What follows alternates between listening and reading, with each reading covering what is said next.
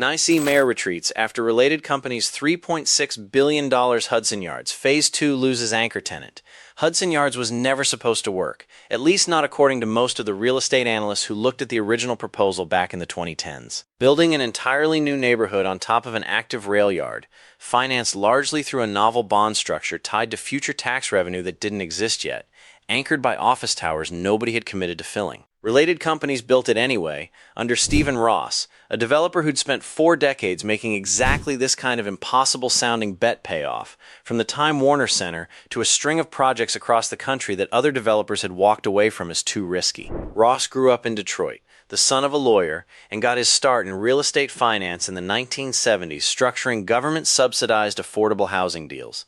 A detail that rarely comes up when people talk about the man behind one of the most expensive private real estate developments in American history, but one that shaped how he approached financing for the rest of his career.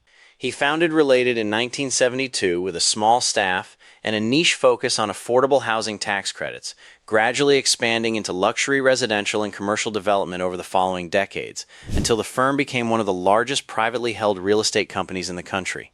Phase 1 opened in 2019, and whatever the skeptics had said going in, the towers filled up. Major financial firms, media companies, and law firms signed leases that anchored the entire project's financial model, the kind of blue-chip tenants whose 15-year commitments are what actually make a $25 billion neighborhood-scale development bankable to lenders in the first place. The public plaza, the vessel sculpture, the shops and restaurants.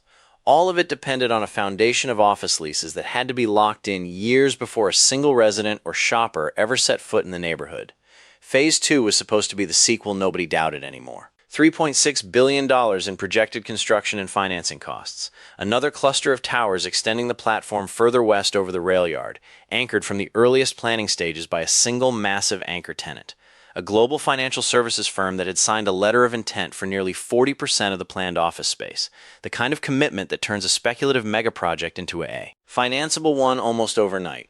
City officials had cited the Phase 2 anchor deal publicly as evidence that Manhattan's commercial real estate market remained resilient, even as other markets nationally struggled with post-pandemic office vacancy, a talking point Mayor Mamdani's own economic development team had used in testimony before the city council just 5 months earlier. 6 weeks ago, that anchor tenant walked. Not a rumor, not a maybe. A formal termination of the letter of intent, cited in a 1-paragraph statement that gave no specific reason beyond evolving business needs. Related stock in this project just lost its entire foundation, and the mayor, whose housing and development agenda depends heavily on projects exactly like this one, has gone almost entirely silent on what happens next.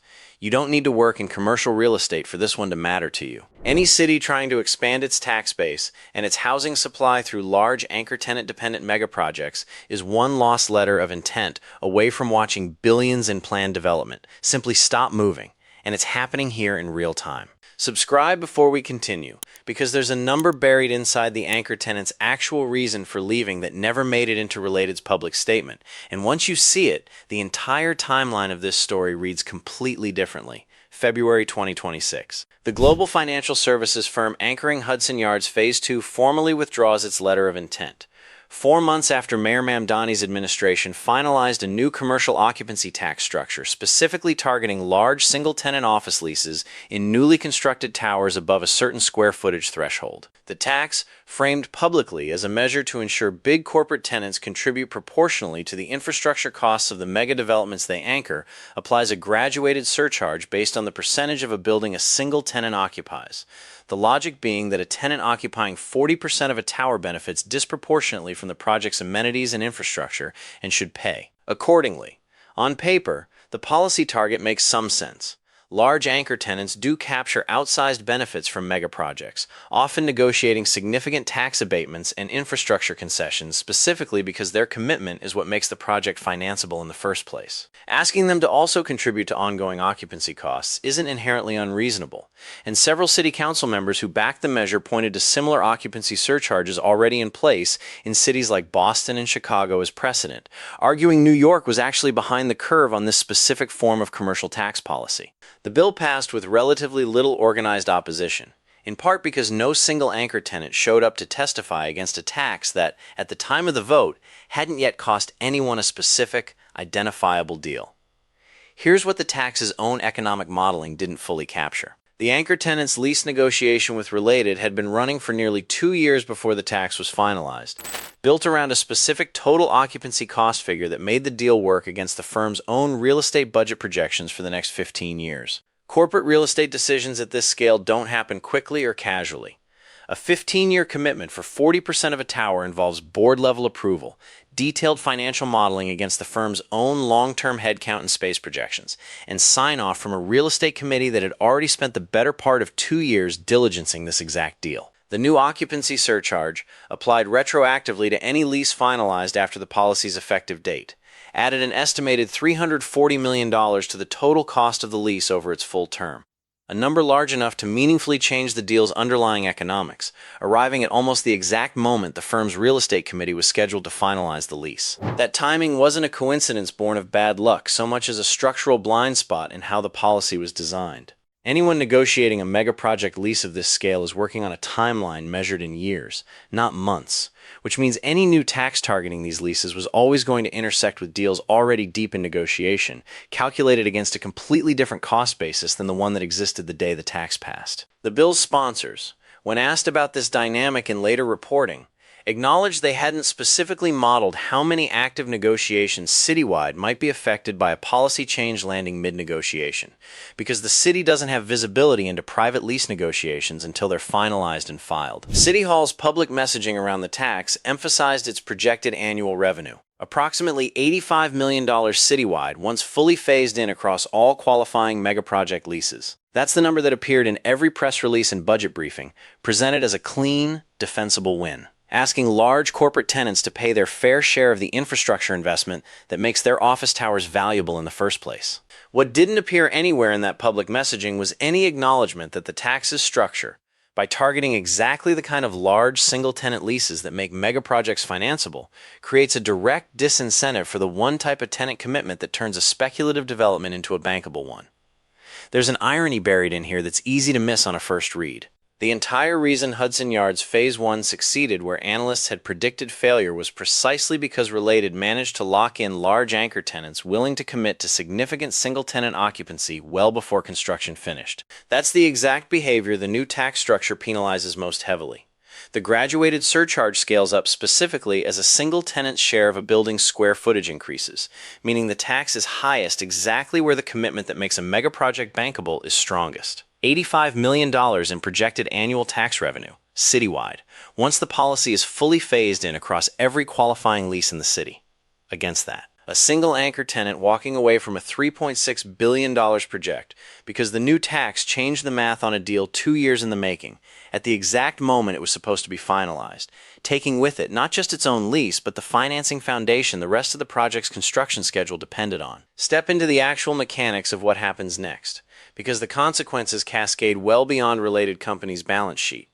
Without an anchor tenant occupying nearly 40% of the planned space, Related's lenders are required under the project's existing financing covenants to reassess the loan's risk profile before releasing the next tranche of construction funding. That reassessment process alone typically takes several months, according to real estate finance attorneys familiar with megaproject lending structures, during which construction on the earliest phases of Phase 2, foundation work that had already begun on the westernmost section of the platform, is paused entirely. Roughly 3,200 construction jobs tied to Phase 2's initial construction phases are affected by that pause, spanning ironworkers, electricians, and the specialized platform engineers whose expertise in building over an active rail yard is genuinely rare and had been contracted specifically for this project years in advance. Many of these workers had structured their next several years around this project's long timeline, the kind of multi-year job security that's unusually valuable in an industry where individual projects often last only months,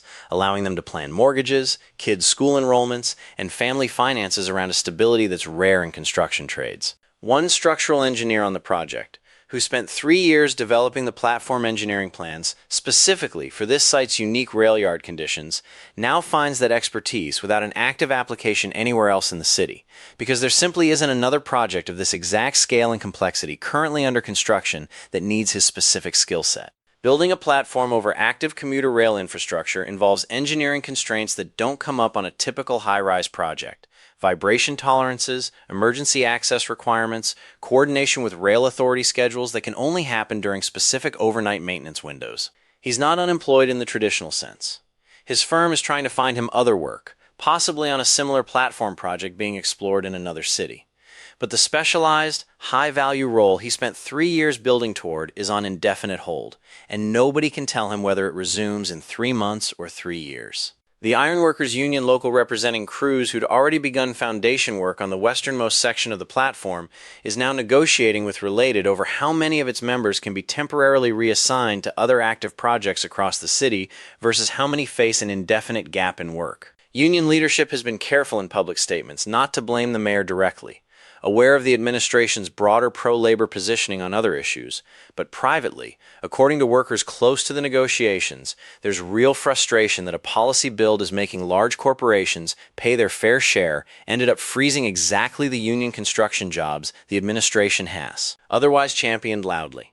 The retail tenants who had signed leases for ground floor space in Phase 2, banking on the foot traffic that 15,000 daily office workers from the anchor tenant would have generated, are now facing a materially different demand picture than the one their own business plans were built around. A restaurant group that had committed to 2 locations in the new towers is reportedly reconsidering, because a ground floor restaurant's viability depends enormously on a predictable base of daily office lunch traffic that an unfilled 40% of a tower simply doesn't generate. A boutique fitness studio chain that had signed a lease specifically targeting the anchor tenant's employees as its core membership base is in a similar position, having built its entire location-specific business model around a workforce that may now never actually show up. Multiply this single anchor tenant's departure by however many other megaproject leases across the city are currently sitting in the same position.